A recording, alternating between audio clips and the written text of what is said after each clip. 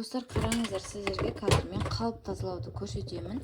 Осындай раковинаның ішіне салып тазаласаңыздар болады, болмаса арнайы тазикке, болмаса шелекке құйып алыңыздар, себебі андай гипстің қалдықтары ішіне тұрып қалуы мүмкін. Қараңыздар, қалыпты суды ағызасыздар да, мынандай жұмсақ ыдыс жуатын тряпка болады ғой, соны арнайы біреуін алып қойыңыздар да, арнап осылайынан сумен жуып шықсаңыздар тазаланады. Бұл сумен жуып шығыңыздар, тазикке батырып, осылайынан мына қалыптарымыз тазаланады. Осылай тазалайсыздар, ішін сыртын барлығын.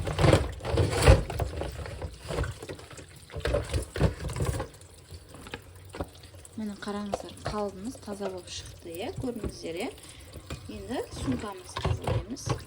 Осылай суға салсаңыздар, өзі жібіп қалады. Арнайы тазикке суға салып қойсаңыздар, өзі жібіп түсіп қалады гипстарымыз ше. Осылайынан тазалап шығасыздар. Қырғышпен қыруға болмайды. Тек қана тряпка, мынандай қырғышпен қыруға болмайды.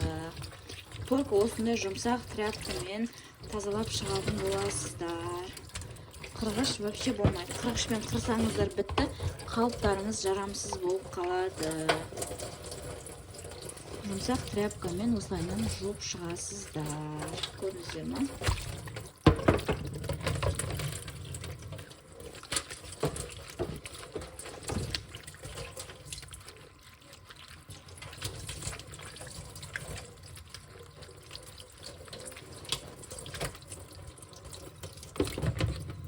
Қараңыздар, мынандай болса, мынандай қолдарыңызбен неғып жібересіздер ғой, тырнақтарыңызбен ше.